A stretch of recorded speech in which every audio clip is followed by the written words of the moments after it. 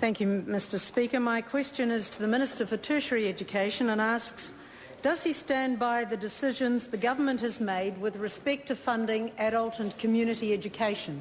Honourable Stephen Joyce. Mr Speaker, yes, this government has had to make some difficult decisions regarding adult and community education because the previous administration left behind a $521 million hole of unfunded commitments in Budget 2008.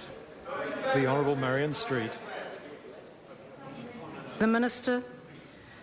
In this Sign Language Week, is the Minister aware that his predecessor had this to say about guaranteeing funding for sign language classes last year, and I quote, "New Zealand Sign Language will continue to receive adult and community education funding because it fits within the government's adult and community education priority. The courses will not be cut," unquote.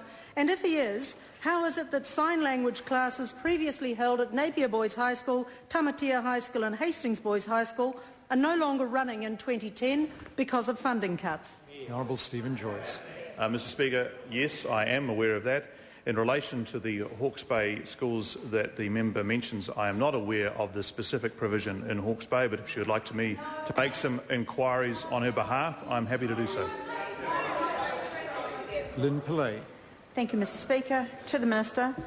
How is it that sign language classes at Tikipunga High School serving the Whangarei, Kaikohe and Kerikeri areas, at Rutherford High School in Te Atatu, at Kelston Boys High School, right beside the Deaf Centre, at Tauranga Boys High School and at Tauranga Girls High School are all unable to deliver the services this year because of funding cuts? The Honourable Stephen Joyce.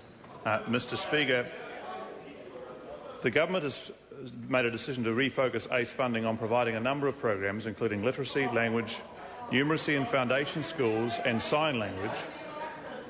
The individual funding decisions are made by the Tertiary Education Commission, but if the member has concerns about the lack of provision in a particular area, I invite her to contact my office and I will investigate it. The Honourable Maryan Street.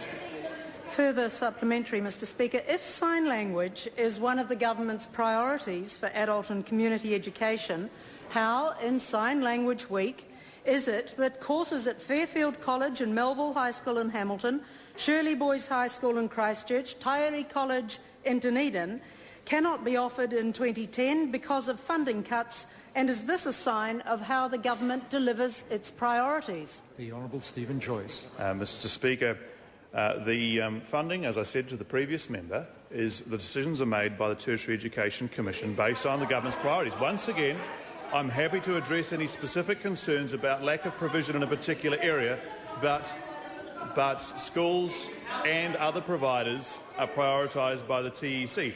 I note that the biggest reduction in ACE funding actually occurred under the previous government, where the number of students funded for ACE dropped from 279,000 students in 2004 down to 77,000 students in 2008.